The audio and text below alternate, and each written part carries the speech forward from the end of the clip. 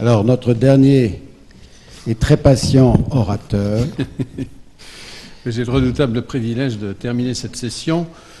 Ceci étant, le sujet me paraît très important pour vous, futurs chirurgiens, ou chirurgiens déjà installés. Bon, je suis comme vous un chirurgien. J'ai été nommé à l'internat des hôpitaux de Paris en 1970. J'ai exercé cette spécialité comme chirurgien viscéral à l'hôpital, exclusivement, sans secteur privé, dans des établissements PH puis publics.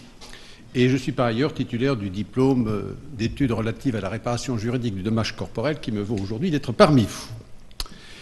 Alors comment suis-je venu au médico-légal ? Eh bien, par curiosité, parce que je crois que si je n'avais pas été médecin, j'aurais peut-être été avocat. Et d'autre part, le hasard a voulu que, titulaire de ce diplôme, aussitôt après mon internat, on me sollicite pour remplacer un collègue chirurgien, ce qui m'a fait embrasser cette carrière très tôt, temps presque plein à l'hôpital public, temps partiel pour la MACSF, avec une partie dédiée à la fac, puisque je dispensais les cours du certificat en question. Quel bénéfice ai-je tiré de cette pratique ? Eh bien, elle a été immense. Elle est toujours importante, un enseignement indéniable, car d'avoir à connaître les complications des autres rassure, mais surtout instruit. Cela m'a permis non pas tant d'éviter les complications qui sont le lot de chacun, on le sait bien, que de mieux les gérer. Bref, de me défendre le cas échéant. J'en ai tiré un enseignement quotidien. Je crois que mon exercice professionnel a véritablement été modifié par cette connaissance du médico-légal que j'avais dès le départ. Cette double étiquette me permet aujourd'hui, en tant que chirurgien et surtout de médecin conseil, d'assurer au mieux la défense des chirurgiens qui sont attaqués ou mis en cause par leurs patients. À ce propos, je vous rappellerai que tout chirurgien doit être assuré, fût-il libéral ou salarié, avec ou sans secteur privé. En effet, l'inflation des plaintes en responsabilité médicale et qui s'inspire de plus en plus de ce qui se passe outre-Atlantique n'est pas un vain mot. Nous avons géré en 2014 à la MACSF 2188 dossiers enregistrés, qui fait l'objet d'ailleurs d'un registre que vous connaissez peut-être et qui est publié annuellement. Et pour illustrer cette évolution, je vais vous lire très rapidement deux comptes rendus opératoires concernant la même pathologie, celle d'une vésicule biliaire symptomatique lithiasique, l'une en 1995, l'autre en 2015. Compte rendu de 1995, lithiase vésiculaire symptomatique, cholécystectomie par célioscopie, technique habituelle sans difficulté particulière, avec radio ne montrant pas le lithiase de la VBP, clippage de l'artère du cystique par 2 clips, vésicule récupérée par l'ombilic, fermeture des orifices de trocar par fil résorbable, sortie à prévoir dans quelques jours après reprise du transit. Deuxième compte-rendu de 2015 est plus explicite. Lithiase vésiculaire responsable de plusieurs crises douloureuses depuis 1 an, dont la dernière fébrile sans anomalie du bilan hépatique avec épaississement des parois à l'échographie. Pas d'antécédents notables, pas d'autres anomalies. La patiente a été avertie des risques de l'évolution spontanée, des risques toujours possibles de complications de l'intervention, du risque éventuel de conversion. Il est prévu une chirurgie ambulatoire. Elle a signé le consentement éclairé en présence de son mari. Le médecin traitant a été prévenu. Alors, débute le compte-rendu opératoire. Cholécystectomie célioscopique avec radio-opératoire, introduction du trocar ombilical en open célio, gonflage à 12, permettant de noter l'absence d'adhérence et l'introduction sous contrôle de la vue des autres trocars. La vésicule est libre, etc., etc. Je vous passe ces détails. Alors, pourquoi ces différences, me direz-vous ? Eh bien, parce qu'aujourd'hui, plus que jamais, le compte-rendu opératoire constitue une pièce essentielle du dossier médical, que je ne saurais trop vous recommander de remplir correctement. Il n'est plus seulement la mémoire du chirurgien, ce qu'il devrait être, mais un véritable document médico-légal derrière dont se servira le patient demain, poussé par un avocat vétilleux, cherchant derrière la moindre virgule ou le moindre mot oublié, l'ébauche d'une faute et par là la justification d'une procédure. Il ne faut pas que vos comptes rendus soient stéréotypés, standardisés, pas de copier-coller. Chaque patient doit avoir le sien propre, rédigé à l'issue immédiate de l'intervention, consignant toutes les péripéties de l'intervention. Mais n'y mettez pas n'importe quoi qui pourrait être retenu contre vous. Encore une fois, c'est un document médico-légal d'abord. Par exemple, vos difficultés opératoires peuvent être signalées à condition de les avoir surmontés. N'oubliez pas de le signer après l'avoir relu, vous ne pourrez plus le modifier. Et attention aux doubles qui ne sont pas toujours concordants et qui auraient imprudemment envoyé la secrétaire à tel ou tel avant leur signature. Leur production concomitante le jour de l'expertise est du plus mauvais effet. D'après nos statistiques, vous, chirurgiens, vous serez attaqués 7 fois pendant votre carrière professionnelle. Plus pour certains, moins pour d'autres plus prudents. Vous pouvez l'être en effet à l'occasion d'une complication ou d'un résultat jugé mauvais par le patient, s'il est encore vivant, par ses ayants droit, sa compagnie d'assurance PJ, son avocat. Cette plainte, elle peut être exprimée de plusieurs manières, en termes plus ou moins courtois, plus ou moins médicaux.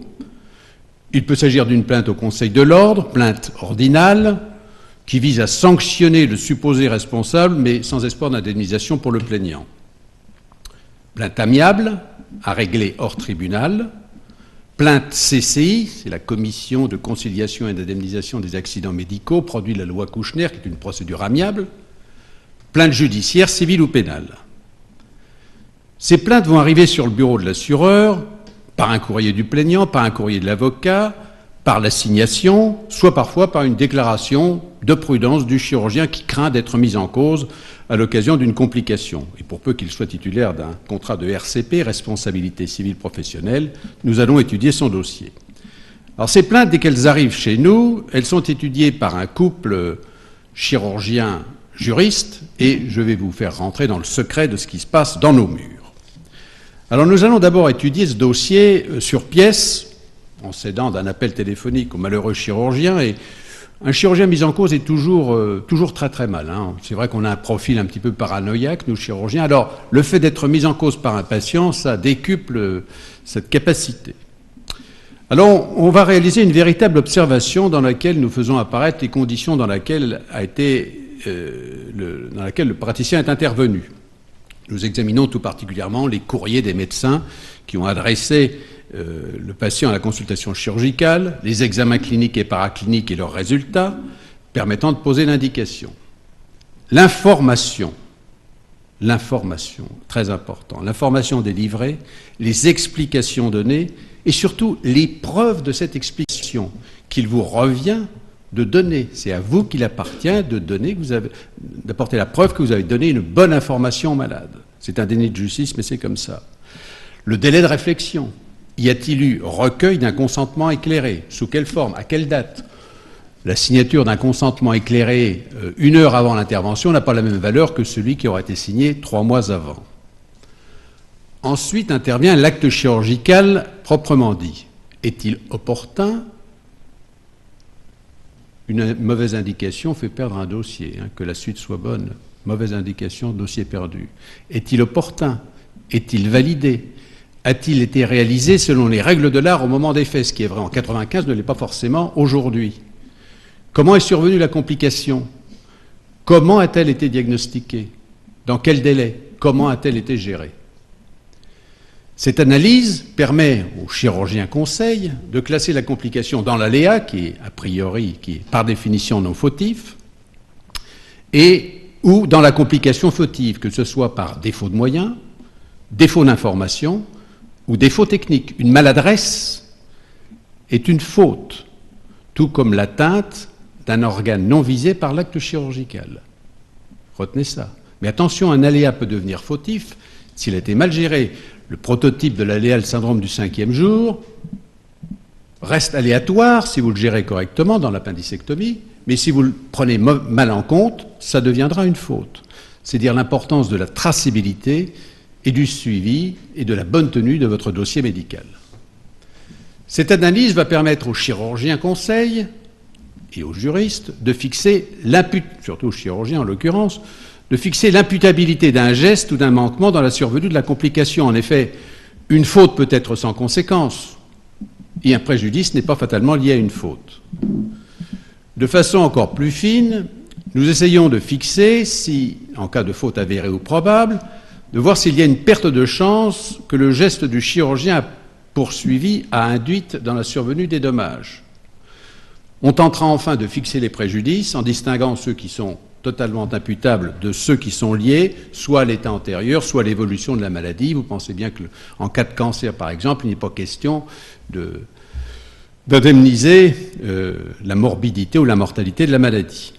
Et on n'oublie pas non plus d'envisager le rôle d'autres intervenants, car aujourd'hui, les malades peuvent être pris en charge par plusieurs personnes. Ceci permet de partager les responsabilités et les indemnisations éventuelles. Grâce à cette analyse chirurgicale, d'abord, et médico-légale, nous allons pouvoir conseiller, assister et défendre au mieux les intérêts du chirurgien, notamment au cours de l'expertise à venir. L'expertise est un moment fort de la procédure, à laquelle le chirurgien conseil va préparer le chirurgien mis en cause.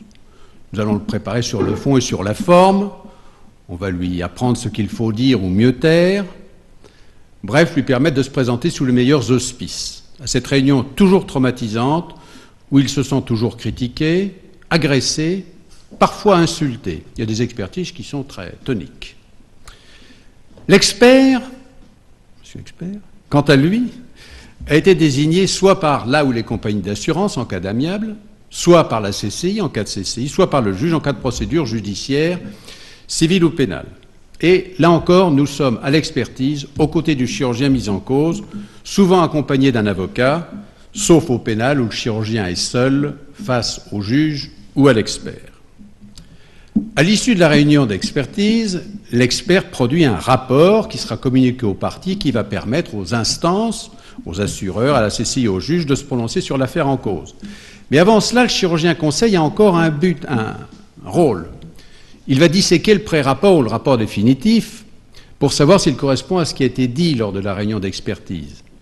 Il y apportera toutes remarques utiles, ce qu'on appelle les dires, pour le contester au besoin, voire réclamer une contre-expertise ou l'adjonction d'un sapiteur qui est un médecin spécialiste.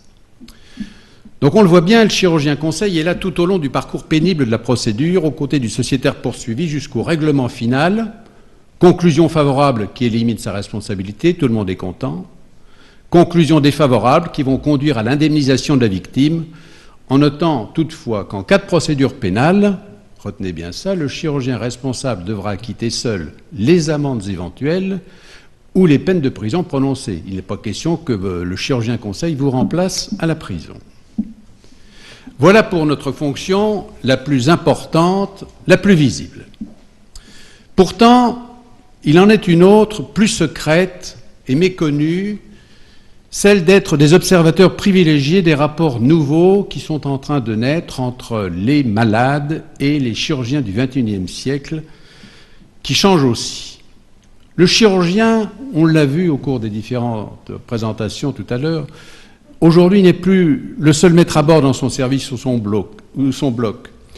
Son rôle de chef d'équipe s'amoindrit. Et dans les yeux du public, il apparaît souvent comme un banal prestataire de service. Je suis désolé d'employer ce terme-là, mais c'est la réalité.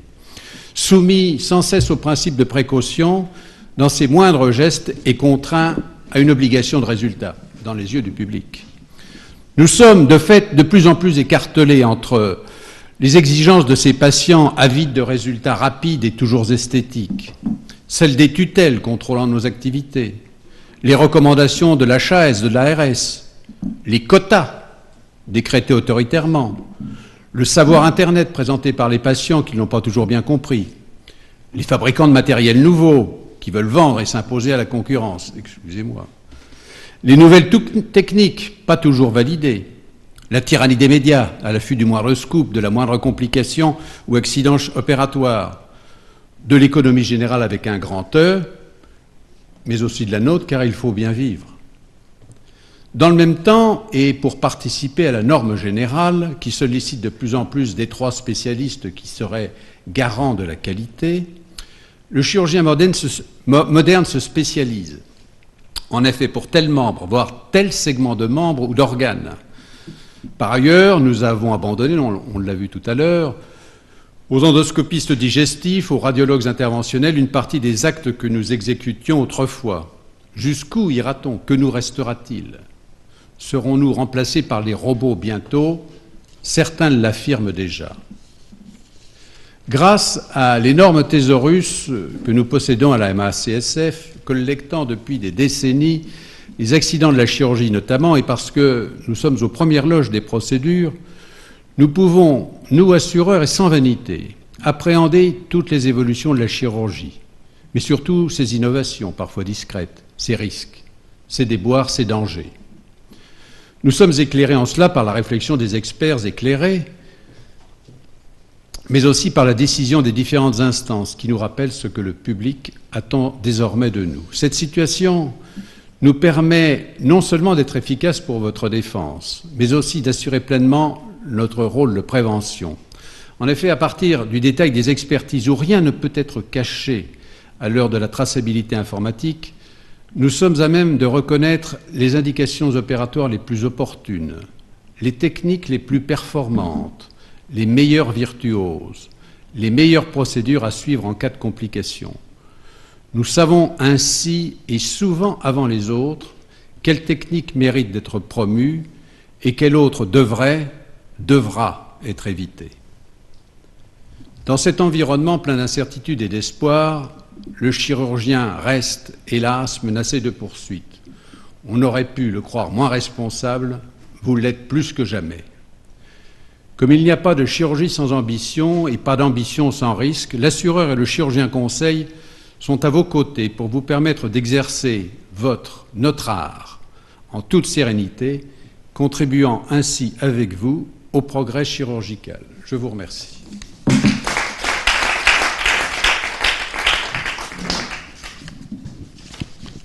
Questions ? Questions ? Oui, j'ai 2 questions, s'il vous plaît. La première, c'est si demain je suis convoqué pour une procédure, est-ce que je dois tout de suite demander un avocat? À qui je m'adresse? Comment ça se passe? Première chose, faire une photocopie de son dossier, s'assurer que le dossier est complet, que les comptes rendus opératoires sont définitifs, et prévenir immédiatement son assureur. Et faire une photocopie du dossier, parce qu'en cas de procédure pénale, le dossier est saisi. Vous n'avez plus aucun moyen d'y accéder. Et puis alors, ne faites pas la photocopie d'un dossier qui sera modifié ensuite, vous voyez ce que je veux dire. Tant que le dossier n'est remis à personne, on a le temps d'ajouter une virgule, de mettre le mot qu'on a oublié. Mais attention à ça, parce que je vous assure... il y a des collègues qui se font avoir parce qu'ils ont effectivement changé un paragraphe de compte-rendu opératoire ou parce qu'il y a 2 comptes rendus opératoires qui ont été livrés. Et puis vous prévenez tout de suite l'assureur. Non, l'avocat, l'assureur vous le fournit. Deuxième question, alors ça c'est pour l'orthopédie, j'ai entendu, je voulais votre avis, qu'il ne faut pas mettre le temps opératoire de garrot sur les comptes rendus. Ah si, c'est des renseignements qui sont importants parce que s'il y a ensuite des troubles circulatoires, des troubles neurologiques, l'expert demandera combien de temps durait le garrot. D'ailleurs, il est marqué, s'il n'est pas marqué dans votre compte rendu opératoire, il est marqué sur la feuille de la penseuse, ça doit être marqué. Je le mettais systématiquement, mais j'ai un ancien chef qui m'avait dit, ça m'a été reproché que j'étais trop rapide. Donc ça ne correspondait pas au temps habituel de garrot observé pour la pathologie. Oui, enfin écoutez, si le temps est rapide et que le malade est de bonne suite, il n'y a pas de raison qu'on vous poursuive. Alors, j'ai eu à gérer ce matin effectivement le dossier d'une hystérectomie qui a été réalisée en moins de 30 minutes. Il y a des complications assez importantes. Là, le sociétaire aurait mieux fait de ne pas mettre son temps opératoire, effectivement. Est-ce qu'il n'y a pas, à propos de la modification a posteriori des comptes rendus opératoires, à se méfier de l'informatique? Ah oui, l'informatique aujourd'hui trace exactement à la minute le moment où vous modifiez. Ben oui. Alors si vraiment il y a une procédure grave, s'il y a une mort d'homme, quand il y a une mort, et qu'il y a une expertise pénale, enfin une affaire pénale, ça peut aller très très loin. C'est-à-dire que les experts sont en droit de demander les relevés téléphoniques, parce que vous dites, je pense aux gynécologues qui sont appelés par la sage-femme et puis le gamin est de travers, etc. Bon, on dit oui, j'ai été appelé, j'ai longuement expliqué à la penseuse, etc. Alors, relevé téléphonique, non monsieur, c'est pas possible, la communication téléphonique a duré exactement 35 secondes. Donc vous n'avez pas pu dire tout ça dans votre communication. Donc ça va très loin. Et pour les comptes rendus opératoires, aujourd'hui, où les choses sont minutées informatiquement, il faut surtout... Non. C'est pour ça que relisez vos comptes rendus immédiatement après, et puis vous les signez, et ils sont définitifs à ce moment-là. Ou alors il faut le justifier, il faut dire j'ai fait un oubli, mais le marquer. Oui, je crois que ça c'est très important. Premièrement, que vous soyez assuré, que vous soyez interne ou chef de clinique, prenez une assurance. Je pense que ça c'est un message indispensable. capital. Un bon assureur. Hein. Parce que j'ai entendu avec un bon assureur, c'est pas... Bray, tu as dit que notre ami Branchet était le premier assureur. Je ne suis pas sûr. Oui, actuellement, je peux dire, c'est en train de changer parce qu'actuellement, moi, je récupère 4 à 5 dossiers de chez Branchet par semaine, qui ne sont pas les meilleurs d'ailleurs. Et... Comme interne ou chef de clinique. Ça n'atteint pas des sommes faramineuses, hein, vous serez d'accord. Le tarif de l'assurance. À l'hôpital, moi qui étais temps plein, enfin ou temps presque plein, sans secteur privé, ça me coûtait 250 € par an. C'est ça, voilà. Moi aussi, ça me Bon, coûte ça. alors, il est vrai que certaines spécialités à risque, la chirurgie esthétique, la chirurgie orthopédique, l'anesthésie, il y a des contrats qui valent beaucoup plus cher, bien sûr. Oui, je pense qu'il faut leur laisser quand même pas trop leur raconter qu'on peut modifier a posteriori, parce que là, il y a on peut pas. Non, on peut pas. Là-dessus. Ce qu'il faut, c'est avoir un compte-rendu opératoire qui soit sincère, personnalisé et personnalisé. C'est-à-dire que s'il y a des recoupements qui sont faits, et ça sera fait avec les tableaux informatiques des blocs, les relevés informatiques des blocs ou de l'anesthésie, tout est enregistré. Hein, ça sera important d'être en corrélation. Et puis, ce gage de sincérité, il se rencontre aussi dans la démarche que vous allez faire si vous avez eu des ennuis péropératoires auprès du malade et auprès de la famille. Et après, même si vous avez une procédure, vous aurez fait la preuve de votre engagement sincère en allant prévenir les gens. Ça, c'est important. Par exemple, si vous coupez un cholédoque au cours d'une cholécystectomie, ne pas dire tout s'est bien passé, tout va bien aller, il n'y a rien eu. Et puis après, le malade se retrouve pendant 6 mois à l'hôpital avec un écoulement biliaire chronique. Et quelle trace on peut laisser dans le dossier d'avoir prévenu le patient à la CV ? Ah non, mais alors, ça, j'ai parlé de l'intervention chirurgicale, mais il y a le suivi après. Manuscrit, quoi. Lorsque vous passez dans un service, vous passez tous les jours, tous les chirurgiens voient tous leurs malades tous les jours.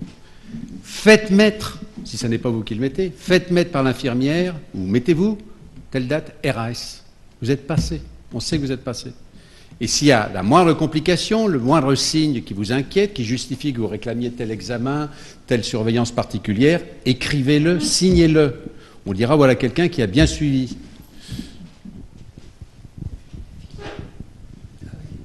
Pour le compte-rendu également, je pense qu'il arrive parfois qu'au cours d'une intervention, on fasse une plaie urétérale. Chez nous, ça peut arriver. Ça peut arriver. Chez les gynécologues.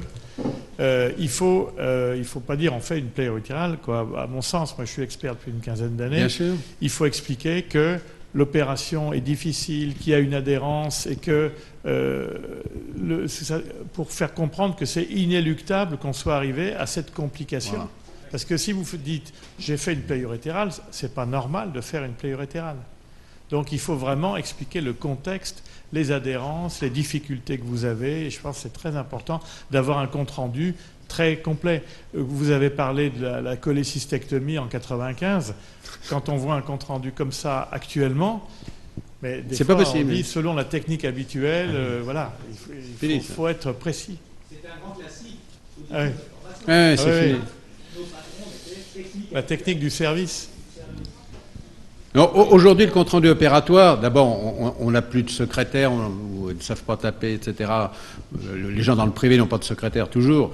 Le compte-rendu opératoire, c'est un moment essentiel parce qu'on relate toute l'histoire, on fait la synthèse et ça se termine, ce rappel clinique, ça se termine par l'indication. On comprend, à la suite de cette histoire, qu'on ne pouvait pas faire autrement qu'opérer. C'est la bonne indication. Ensuite survient le geste qu'on a réalisé, en gros, ce qu'on envoie au médecin traitant. Le médecin traitant n'a pas besoin de recevoir le détail. Je crois que c'est une erreur que font beaucoup de praticiens d'envoyer la totalité du compte-rendu opératoire au médecin généraliste. Ils n'en ont rien à faire de savoir que vous avez lié telle artère de telle manière, etc. Ils n'en ont rien à faire. Et par contre, ils s'en serviront pour chercher justement, derrière ce qui est pour vous une péripétie banale chirurgicale, considérant que c'est peut-être une faute. Moi, j'envoyais au médecin généraliste l'histoire clinique, l'indication opératoire, cholécystite lithiasique, cholécystectomie sous célioscopie. Point final. Avec radiographie. Et puis c'est tout.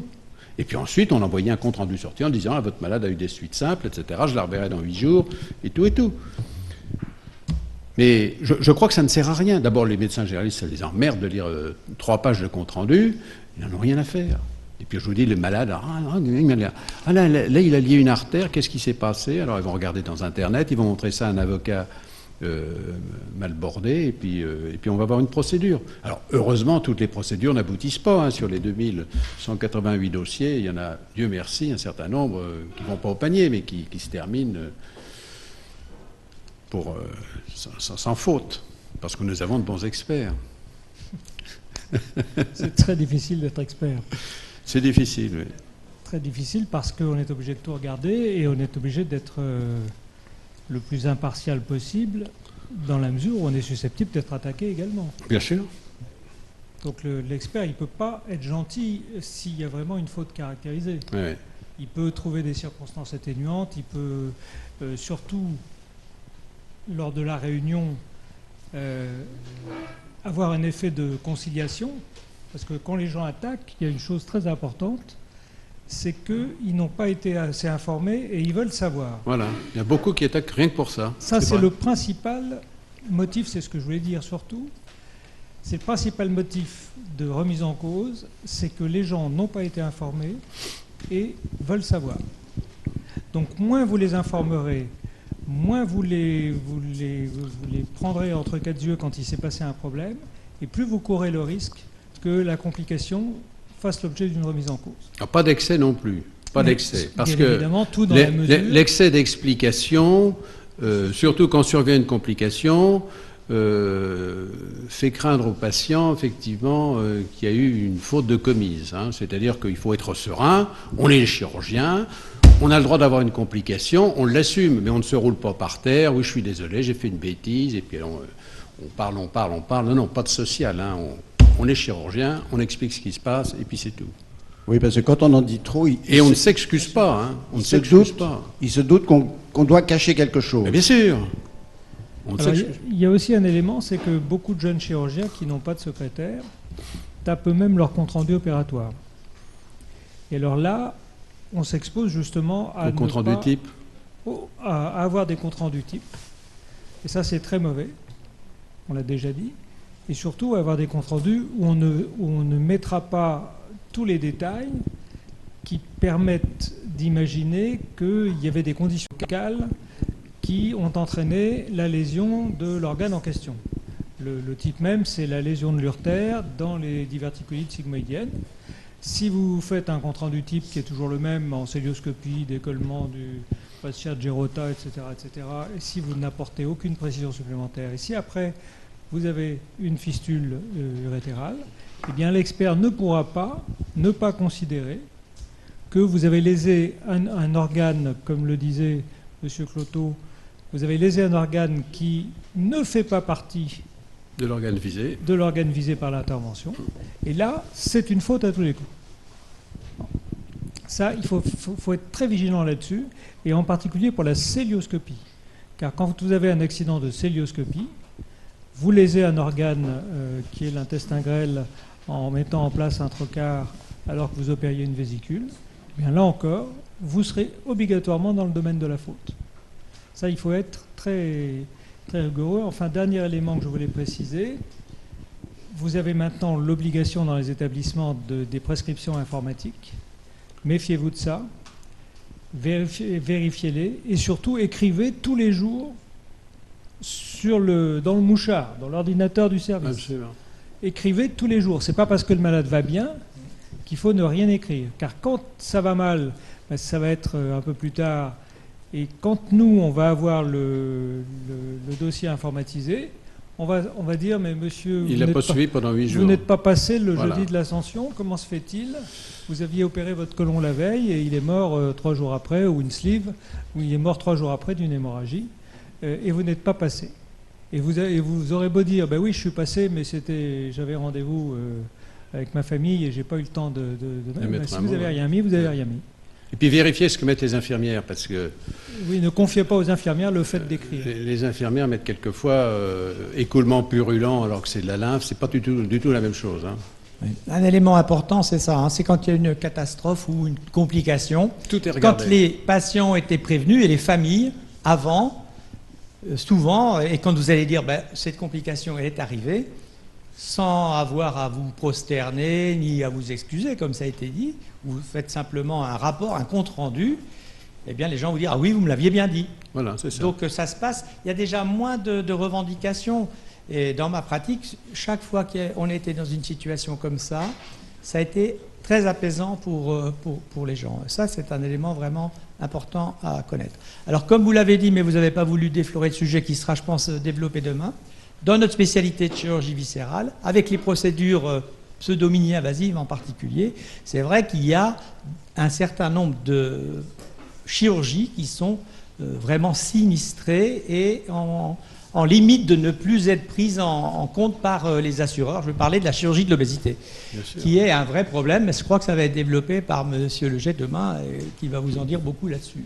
Et vous avez évoqué d'autres pathologies, en particulier il y a les hernies par les approches cœlioscopiques, qui sont très bien faites par des experts, mais dont malheureusement la reproductibilité n'est pas toujours facile et qui sont la cause de sinistralité aussi importante pour parler de ma spécialité. Très bien. Est-ce que vous confirmez un pressentiment, c'est que toutes les interventions vont finir par être enregistrées en vidéo et seront dans le dossier. Là, en Célio, déjà, c'est déjà possible. Non, pas de ça. Non, il faut refuser systématiquement ce genre de pratique. D'abord, on fait dire ce qu'on veut à des images. On a vu au début de ces pratiques-là des films montrés. Alors c'était toujours le même pour 4 malades différents. Hein. Il y avait des montages qui étaient faits. Non. On n'a pas à être filmé pendant nos opérations. Moi, je refuse ça. J'ai refusé ça systématiquement. J'arrête d'opérer si c'est ça. Bon, je pense qu'on a terminé pour ce soir. Alors, merci à tous les intervenants, M. Cloteau en particulier, et tous les autres. Merci d'avoir animé la réunion. Et je vous donne rendez-vous demain à 8h30 pour la suite et fin de ces 2 journées.